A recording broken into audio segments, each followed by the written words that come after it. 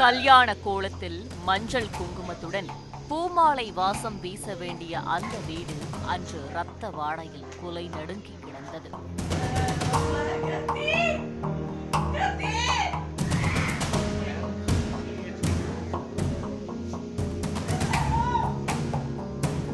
நிச்சயதார்த்தம் முடிந்த மறுநாளே அந்த வீட்டில் ஒப்பாரி ஓலம் கேட்டதுதான் ஒட்டுமொத்த தாசரஹள்ளி பகுதியையும் அச்சத்தில் ஆழ்த்தியது.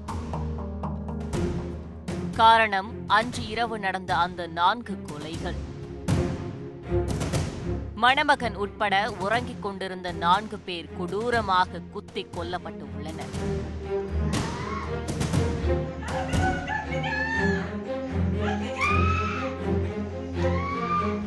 கொல்லப்பட்டவர் கர்நாடக மாநிலம் கதக் நகரில் உள்ள தாசரஹள்ளி பகுதியைச் சேர்ந்த அரசியல் பிரமுகரான பிரகாஷ் சுனந்தா தம்பதியின் மகன் கார்த்திக் மற்றும் அவரது உறவினர்களான பரசுராம ஹதிமானி, லக்ஷ்மி ஹதிமானி மற்றும் அகன்ஷா. 27 வயதான கார்த்திக் குடும்ப தொழிலை கவனித்து வந்திருக்கிறார். இவரது தாயார் மாநகர் சபையின் துணைத் தலைவராக பதவி வகித்து வருகிறார்.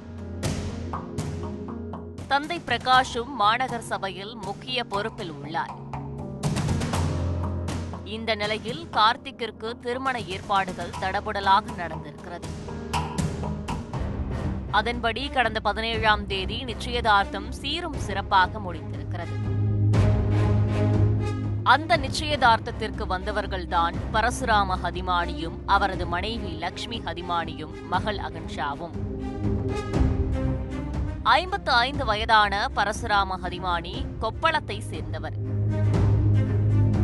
நிச்சயதார்த்தம் முடிந்தவுடன் அன்று இரவு கார்த்திக்கின் வீட்டிலேயே படுத்து உறங்கியிருக்கிறார்கள். மேல்தளத்தில் பரசுராம ஹதிமானியின் குடும்பமும் தரைதளத்தில் கார்த்திக்கின் குடும்பமும் இருந்து உள்ளனர். இந்த சமயத்தில்தான் இரவு ஒரு 2-3 மணி வாக்கில் வீட்டுக்குள் நுழைந்திருக்கிறது ஒரு மர்ம கும்பல். அங்கே உறங்கிக் கொண்டிருந்த பரசுராம ஹதிமானியையும் அவரது மனைவி மகளையும் கொடூரமாக வெட்டி கொலை செய்து உள்ளது.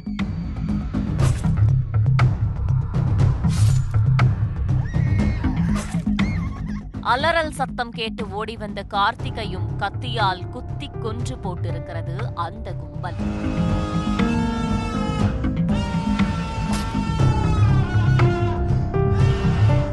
ஏதோ அசம்பாவிதம் நடக்கிறது என்பதை அறிந்து அக்கம் பக்கத்தினர் வருவதற்குள் அனைத்தும் நடந்து முடிந்துவிட்டது.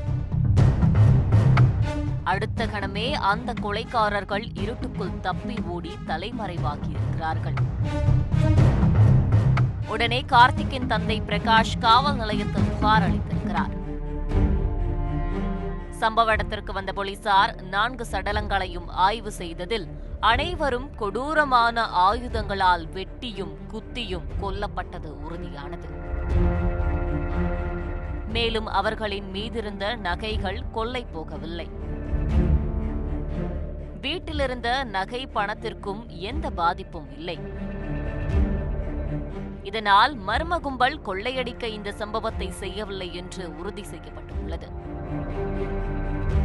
சடலங்களை மீட்டு மருத்துவமனைக்கு அனுப்பிய போலீசார் இந்த சம்பவம் தொடர்பாக வழக்கு பதிந்து விசாரணையை தொடங்கியிருக்கிறார்கள். கார்த்திக்கின் குடும்பம் அரசியல் பின்புலத்தை சேர்ந்தவர்கள் என்பதால் இந்த கொலை அரசியல் முன்விரோதத்தில் நடந்திருக்கலாம் என்று சந்தேகிக்கப்படுகிறது.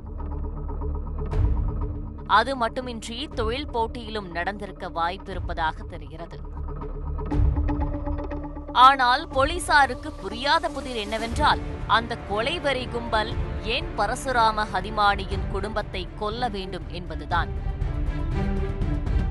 ஒருவேளை அந்த மர்ம கும்பல் பரசுராம ஹதிமானியை தேடி வந்தவர்களா என்று விசாரித்து வருகின்றனர். செல்போன் சிக்னல், சிசிடிவி காட்சிகள் என அனைத்து தடயங்களையும் சேகரித்து விசாரணை மேற்கொள்ளப்பட்டுள்ளது. குற்றவாளிகள் கைது செய்யப்பட்ட பிறகே நடந்த பயங்கரத்திற்கான காரணம் வெளிவரும்.